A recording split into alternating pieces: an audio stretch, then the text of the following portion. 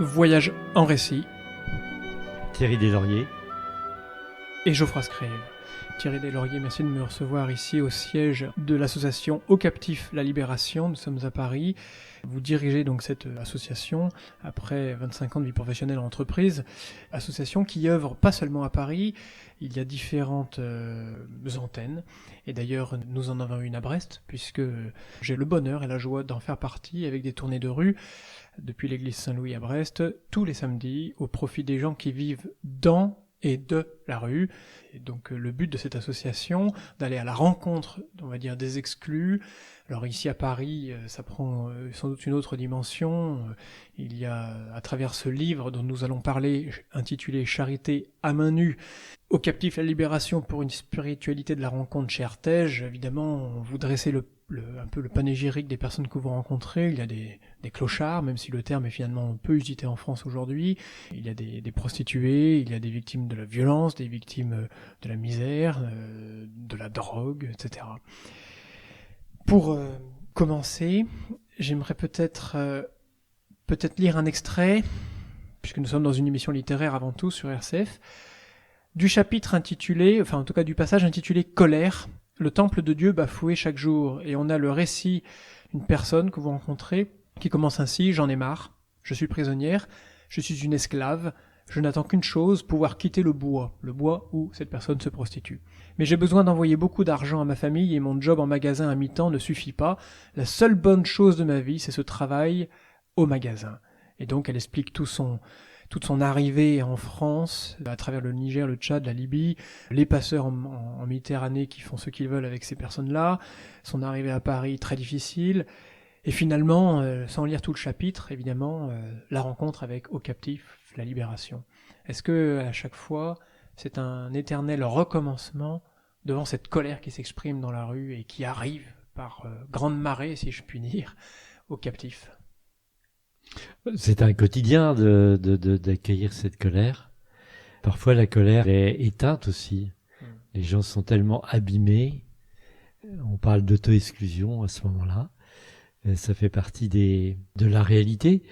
Parfois aussi, on voit, notamment chez les femmes nigérianes, une capacité de résilience incroyable, une capacité de rebond. Et après avoir exprimé la colère, elles sont capables d'exprimer une grande joie et de partir, parce que la majorité des Nigérianes qu'on rencontre sont de culture évangélique, elles sont capables de partir dans une grande louange, ce qui est pour nous assez incroyable, et de nous dire, voilà, grâce à Dieu, je suis encore en vie. Est-ce que tu en veux à Dieu? Non, je n'en veux pas à Dieu. Si je suis là, c'est parce que j'ai pris des mauvaises décisions, et Dieu a toujours été avec moi. Donc vous voilà à la tête de cette association créée en 1981 par le père Patrick Giros, ici à Paris. Vous-même, comment avez-vous découvert l'association Au Captif La Libération? Et je sais que la première fois que vous mentionnez dans ce livre, la première fois que vous allez faire une tournée, je crois, du côté du bois où ces filles se prostituent, vous nourrissez une certaine anxiété, savoir comment ça va se passer. Oui, alors, comment j'ai connu l'association? En fait, quand j'étais étudiant, j'ai participé à la création d'Ingénieurs sans frontières. J'ai cherché après un travail d'ingénieur classique, mais aussi d'ingénieur dans l'humanitaire ou dans le social. Et les gens que j'ai rencontrés m'ont dit, va travailler d'abord 20 ans dans l'entreprise et reviens après, tu nous seras plus utile. Donc j'ai travaillé dans l'entreprise, donc 25 ans, comme vous le disiez tout à l'heure. Et mais les 3 dernières années de ces 25 ans, j'ai commencé à aller voir d'autres des associations humanitaires et sociales en disant, voilà ce qu'on m'a dit il y a quelques années. Est-ce que vous avez vraiment besoin de moi ou pas? Et donc dans ce cadre-là, j'ai rencontré un jour Jean-Guilhem Zéry, qui était président Au Captif La Libération. Nous avons eu la chance d'avoir sur cette antenne. Et donc Jean-Guilhem m'a présenté l'association, m'a expliqué. À l'époque, il n'avait pas de besoin donc particulier, mais il m'a présenté l'association et je lui ai dit, tiens, ça serait une association dans laquelle ce serait chouette de bosser. Et comme j'étais consultant à l'époque et que je sillonnais la France, et je pouvais pas m'engager fidèlement dans une tournée chaque semaine, sinon j'aurais fait avec joie. Et puis quelques temps après, il m'a rappelé en disant, voilà, je cherche un directeur général, est-ce que vous postulez? Et voilà, j'ai postulé et ça fait 13 ans que j'y suis. Donc 13 ans où vous encadrez justement, c'est essentiellement des bénévoles, finalement comme moi en région, mais je veux dire par là que ce sont des gens qui tournent régulièrement aux mêmes endroits de la ville, souvent par binôme, pour aller à la rencontre des exclus, de ceux qui vivent dans la rue.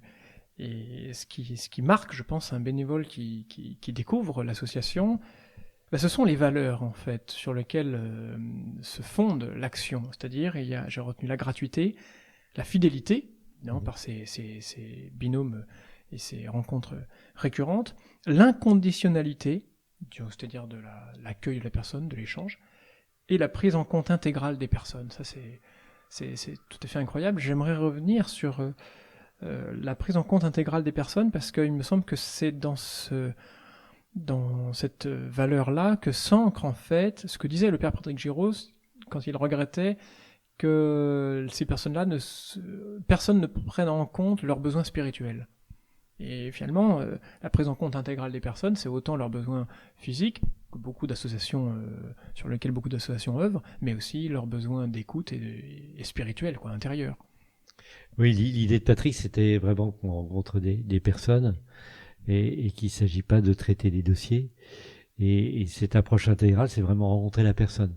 Souvent, dans le travail social, on parle d'approche globale de la personne, mais souvent, cette approche globale, en fait, il s'agit de vérifier si la personne a accès à tous les droits auxquels elle peut avoir droit. Est-ce qu'on a ouvert tous les dossiers?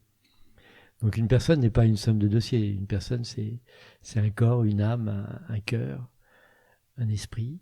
Donc, c'est une unité. Et Patrick, il était très attentif à ça, et il constatait que la vie spirituelle n'était pas prise en compte. Et même de temps en temps, régulièrement, même encore aujourd'hui, j'ai des gens qui disent « Mais nous, on veut s'occuper des besoins essentiels de la personne, les besoins primaires, etc. » Je dis « Vous savez, on le qualifie peut-être pas de primaire, mais le besoin spirituel, il est aussi essentiel pour toute personne humaine, et sinon, s'il n'a pas de besoin spirituel, les animaux, ils n'ont pas besoin ils n'ont pas de besoin spirituel. Mais voilà, si ce sont vraiment des personnes, ils ont ces besoins spirituels. Et Patrick nous a invités à y être attentifs. On y est toujours attentif aujourd'hui. Donc on invite régulièrement, tous les mois, les gens à prier dans l'église avec nous. On les invite à faire des pèlerinages avec nous. Donc ils sont libres de venir ou pas. Il n'y a pas de prosélytisme, d'obligation sur le sujet. Mais c'est important, et même les personnes, quelles qu'elles soient, le fait qu'on leur reconnaisse cette vie spirituelle, ça contribue à les remettre debout. Même si elles ne mordent pas à l'hameçon, si je peux me permettre l'expression, elles sont heureuses qu'on les reconnaisse existantes sur cette dimension-là. Ça réveille des choses, forcément. Il y a le nombre de témoignages dans ce livre qui montrent que les pèlerinages à Lourdes, par Elmonial, c'est incroyable ce que vous arrivez à réaliser avec ces personnes-là qui, si ça se trouve, ne rêvent même plus de ce genre d'excursion à l'extérieur de Paris. Oui, pour beaucoup, c'est une découverte, une découverte que c'est possible. Après, on est surpris, mais c'est surprenant qu'on soit surpris. Parce que finalement, ce sont des personnes qui ont beaucoup de temps pour méditer et réfléchir, à attendre sur le trottoir, qu'elles soient sans abri ou en prostitution. Et donc, elles peuvent avoir une vie intérieure développée et se poser un certain nombre de questions. Pourquoi je suis là? Pourquoi je suis sur le trottoir? Pourquoi j'en suis arrivé là? Pourquoi, finalement, quelle vie après la mort? Et pourquoi est-ce que les gens ne me regardent pas? Qui sont autant de questions qui sont des questions spirituelles et qui peuvent avoir une réponse profonde.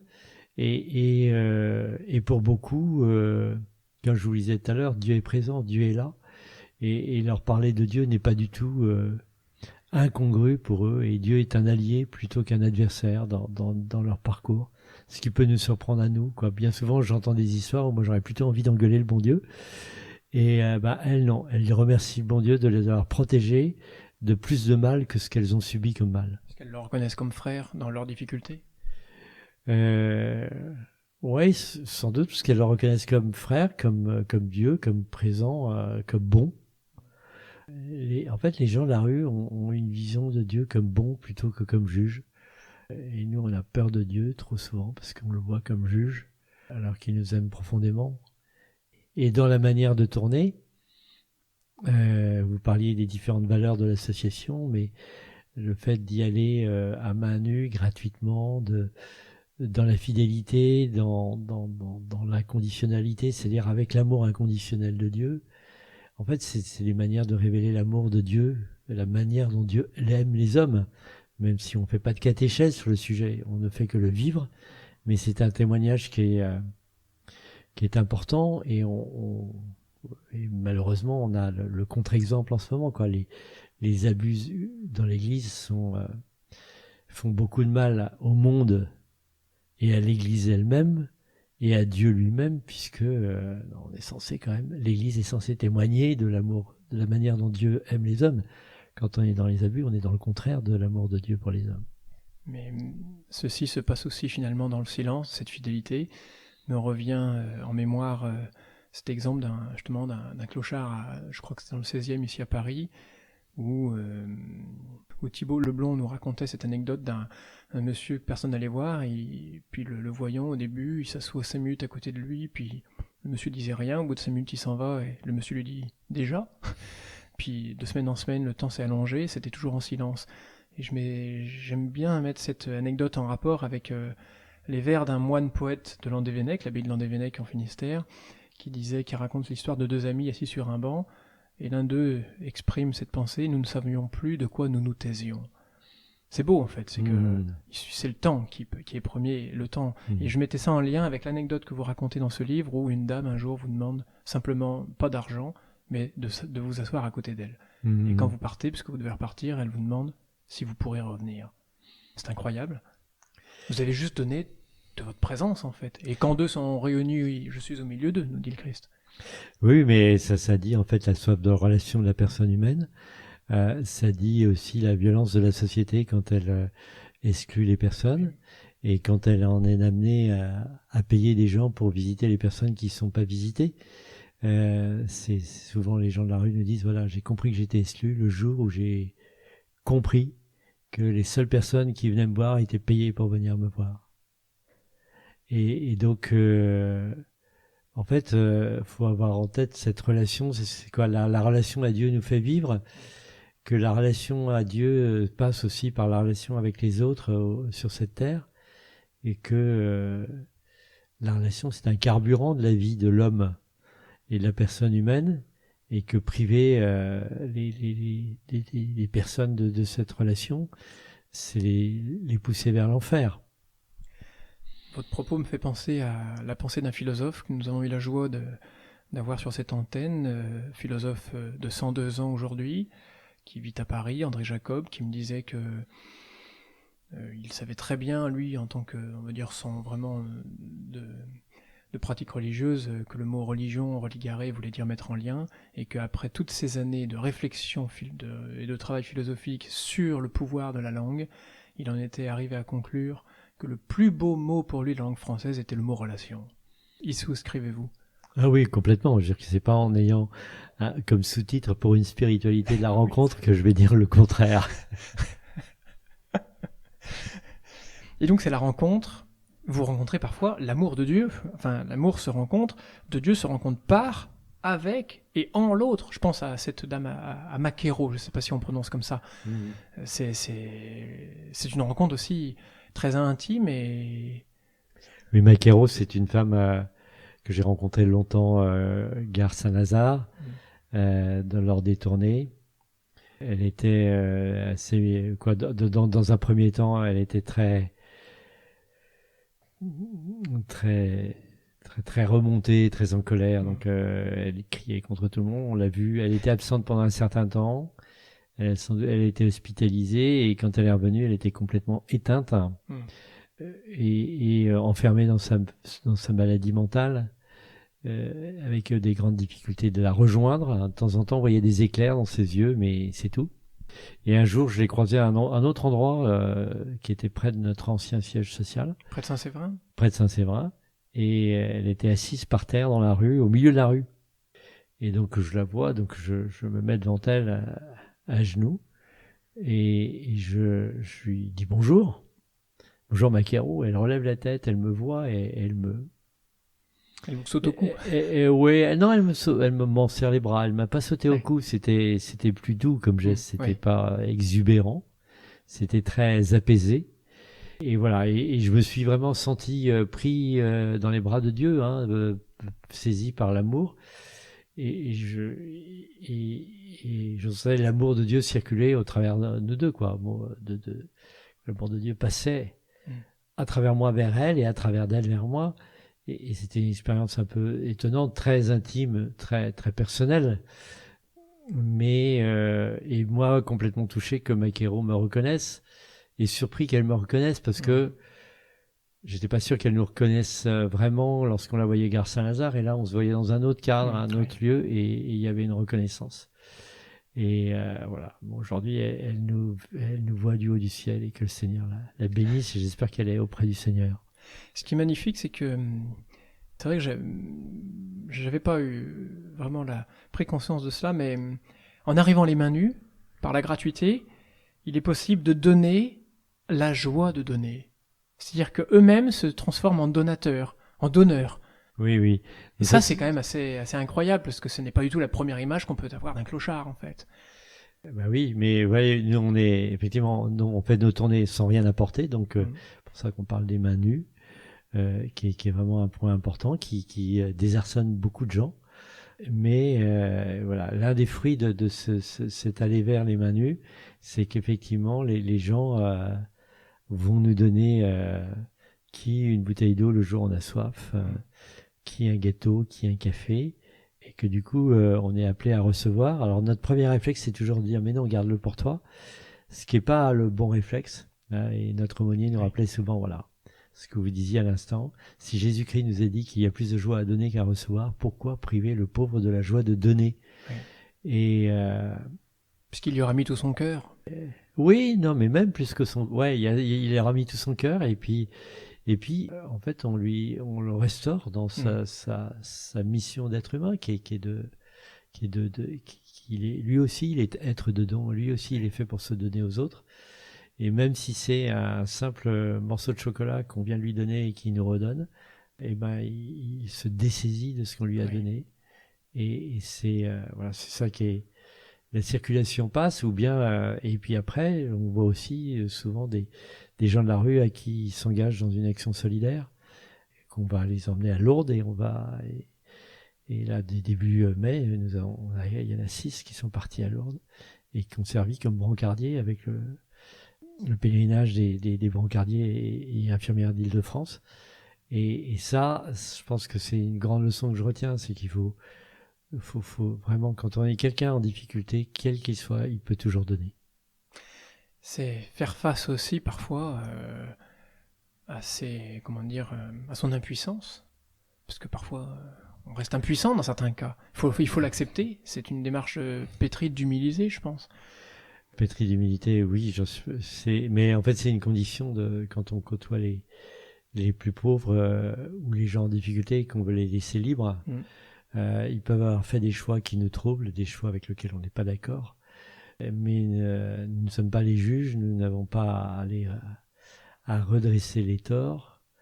Nous avons seulement à être là pour leur dire que l'amour est possible et qu'ils peuvent se remettre en route.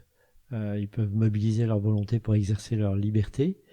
Mais voilà, Jésus a été impuissant devant les pharisiens et les scribes à les convaincre qu'il était le sauveur. Donc lui-même a été impuissant. Nous, il nous arrive aussi d'être impuissants à convaincre les uns et les autres que peut-être qu'il y a un meilleur chemin que celui qu'ils prennent. Et cette impuissance, nous n'avons qu'à l'offrir à Dieu, même si c'est pas tous les jours facile.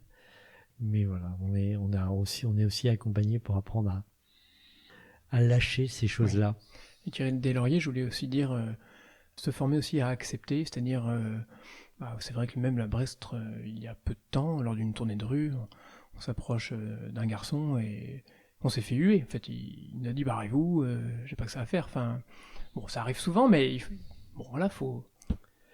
Oui, ça prend du temps, quoi. Ça prend du temps, mais en fait là, on a des gens qui sont complètement en colère contre le système et qui nous crient leur colère en refusant l'accueil. On passe. Oui, on passe. Et puis, Je me souviens de Jackie, pendant 3 mois, il nous a dit toutes les semaines, casse-toi. Au bout de 3 mois, il nous a dit bonjour.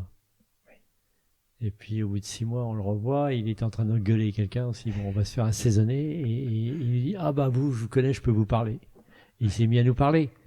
Donc lui, il avait une grave maladie mentale, mais il faut accepter aussi que les gens qu'on rencontre qui ont été marginalisés par la société, et parfois par eux-mêmes aussi un peu, mais aient du mal à réapprivoiser la société et qu'on se fasse pas accueillir, quoi. Et ça fait partie aussi de la mission. Oui. Alors moi, je trouve que ça arrive pas si souvent que ça, mais ça reste exceptionnel. Souvent, les gens nous les accueillent. Et puis, il y a un témoignage de cette personne qui reproche à son ami justement de ne l'avoir jamais aimé. Alors il dit, bah si, je t'ai aimé, et l'autre lui dit, mais non, tu ne m'aimes pas comme je suis. Mais revenu, cette citation, alors le lien, il faut peut-être le faire, mais je tire ça du Feu follet de Drieux-La Rochelle. On voit ça mis en film par Louis Malle, le film du même titre, Le Feu follet. Et c'est Maurice Renet qui tient le rôle et qui dit à son ami, si tu es mon ami, tu m'aimes comme je suis.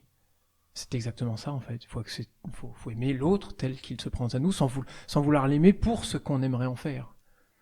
Tout à fait, mais voilà, ça peut être la tentation qu'on a quand on voit les gens de la rue, c'est de vouloir les changer.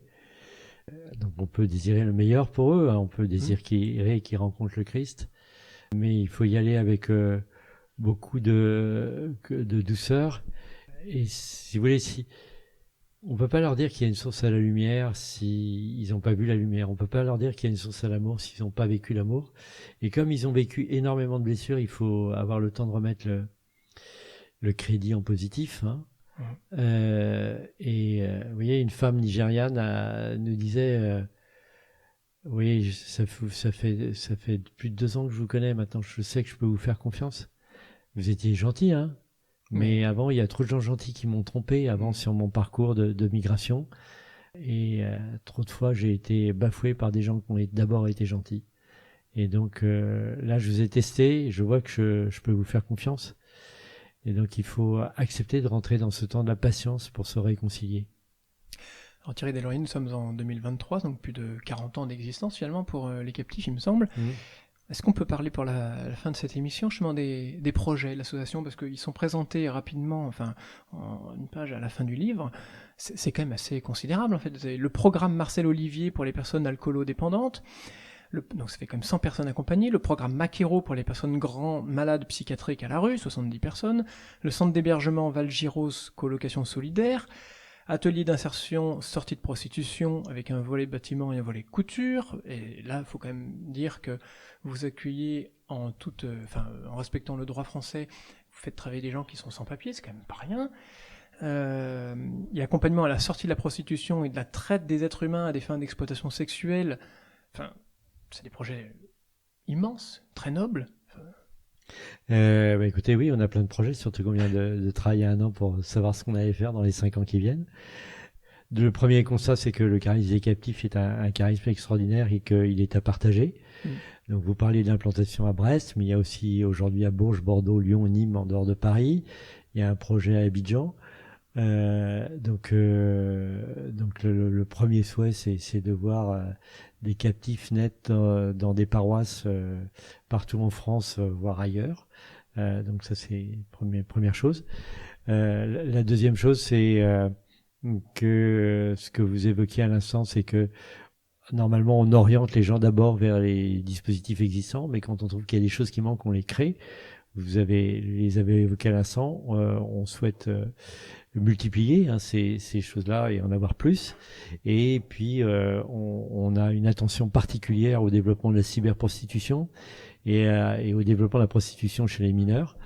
Donc ça, c'est 2 projets qui vont nous occuper, qui nous occupent là, dès maintenant, qu'on est en train de mettre en musique. Aidés et poussés par les pouvoirs publics, peut-être, pour certains d'entre eux. Poussés par les pouvoirs publics, oui. Aidés, non. Sur la partie prostitution, les pouvoirs publics nous aident peu, malheureusement. Ou pas assez à mon goût, on pourrait peut-être dire si. Voilà. Le deuxième point, c'est que il faut, pour nous, accueillir les gens de la rue toujours plus comme des frères et les rendre beaucoup plus participants de notre vie associative. Donc ça, c'est un projet important, hein, qu'ils puissent s'entraider entre eux, qu'ils puissent avoir un statut, pas forcément de bénévole, mais qui corresponde qui ait une contribution qui soit comparable aux bénévoles. Et puis plein d'autres choses dont j'ai pas le temps de développer ici.